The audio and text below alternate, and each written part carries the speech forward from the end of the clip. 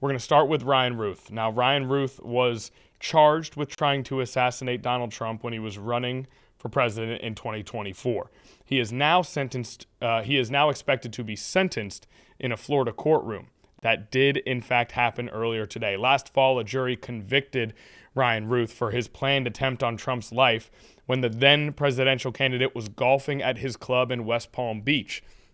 So remember, this is not the assassination attempt where President Trump was standing on stage and had a little bit of blood coming from his face during a campaign event. This is not that attempt. This is President Trump was out golfing at his club in West Palm Beach, and a gentleman was looking to assassinate him there.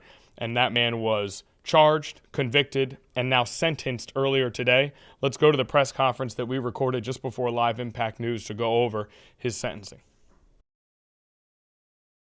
Role and everything worked the way it was supposed to, which is why we had the result we did today.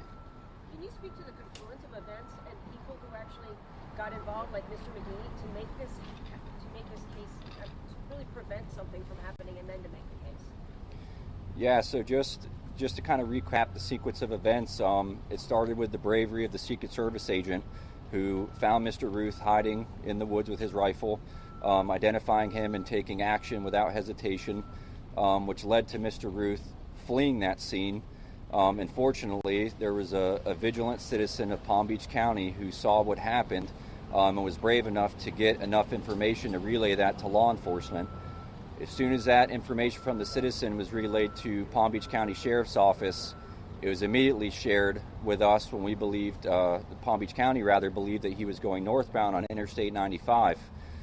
And once that information was relayed to us at the Martin County Sheriff's Office, every member that was on duty immediately responded to the interstate. Every member that was off duty who got that text or that page left their house. They left their families. They left lunch. Whatever they were doing that day, they went to the interstate as fast as they could. And what you saw was a full response from our agency and the full force of all agencies coming down on this individual at once. With the events in court today, what do you guys make of the judge's comments about the defendant and then the defendant's comments in court today? Yeah, the question is, what do we make of the comments in court? So the defendant tried to portray himself as a do-gooder, a victim, and I think Judge Cannon said it best. She says, the evil is in you, Mr. Ruth. The evil is in you. You are the one that were trying to kill the President of the United States, former and then to be President of the United States. The evil is in you.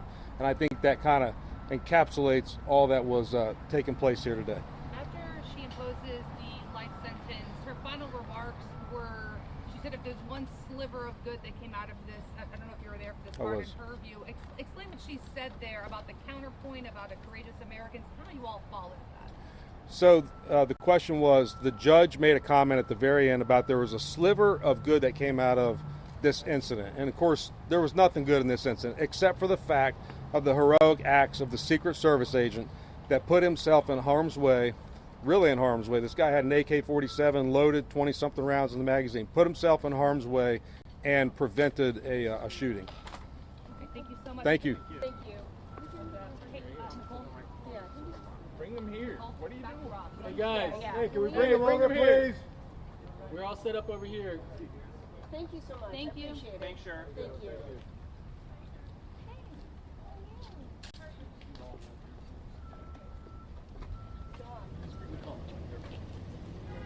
Hi, Mr. Roth. Thanks Hi, for Mr. joining Roth. us. If you can just stand there in front of the microphone, that would be cool. Oh, goodness. Yes, of course.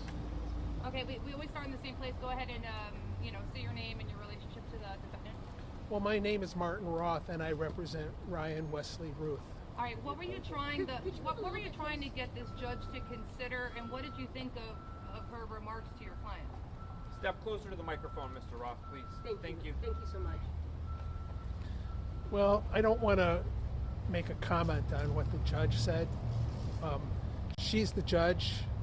She's well within her prerogative to express her opinions. And the question of the defendant's character is pertinent in her calculation of what an appropriate sentence would be.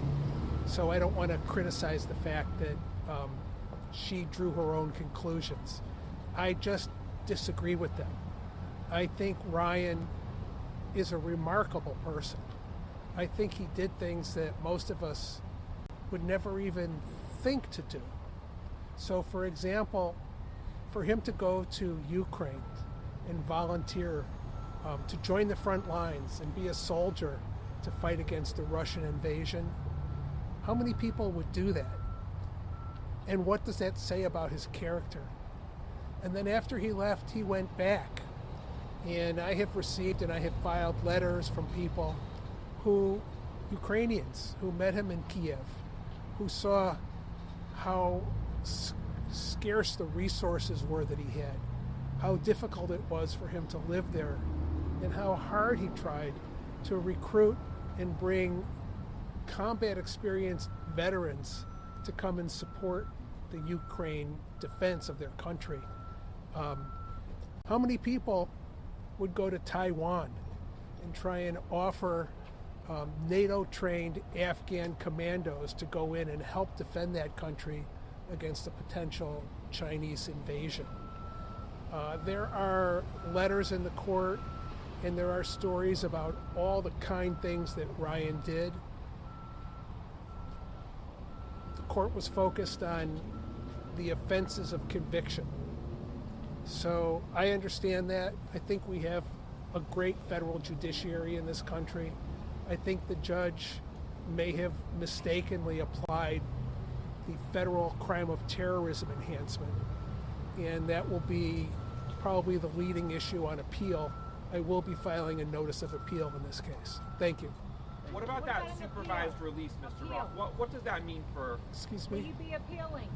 She just said yes. What does supervised release mean when the judge was referencing that? When might that kick in, or under what circumstances might that be applicable to him? That is a required pronouncement by the judge, but generally, if you serve life in prison, that's life. There's no parole in the federal system. So he would never actually have an opportunity to serve a period of supervised release. How is his family taking the news? I saw the sister in court today with us in her house. His sister is a very intelligent, professional person. I think she expected to have a very difficult outcome today, and she took it very well.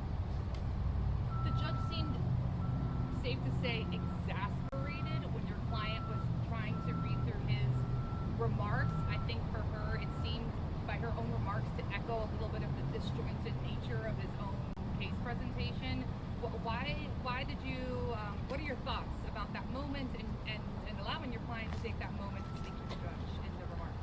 Well, you can imagine you find yourself in this position as a lay person with no legal training, having gone through a trial where you were convicted, acting as your own lawyer, and doing a lot of things wrong, not following procedure because you don't know them, not knowing how to introduce exhibits into evidence, not knowing the proper way to cross-examine people or undermine their credibility, and being constantly,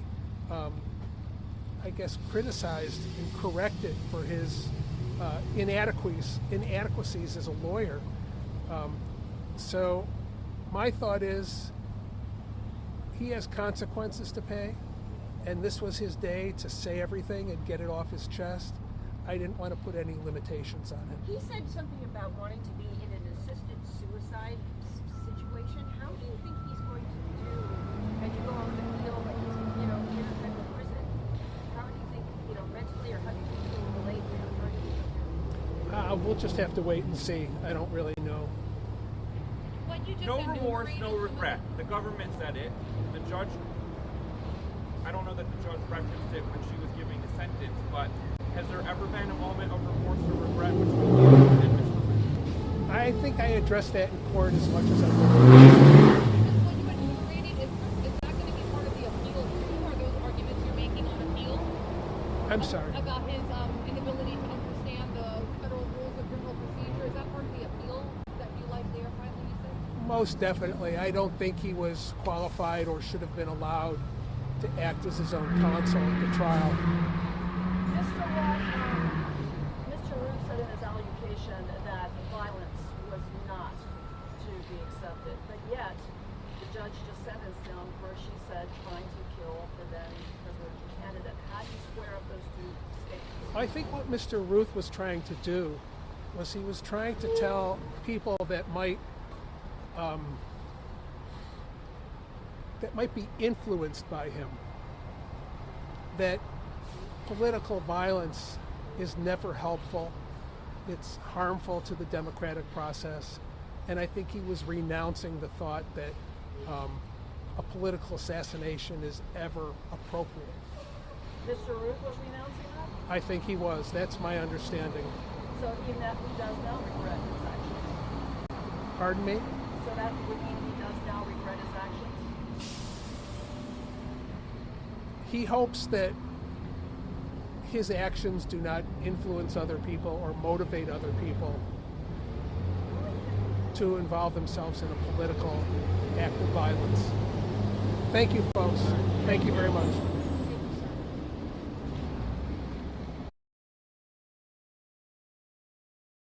All right, welcome back here into the studio as Ryan Ruth is sentenced to life in prison after being charged and subsequently convicted in the assassination attempt on President Trump's life at President Trump's golf course ahead of the 2024 election. So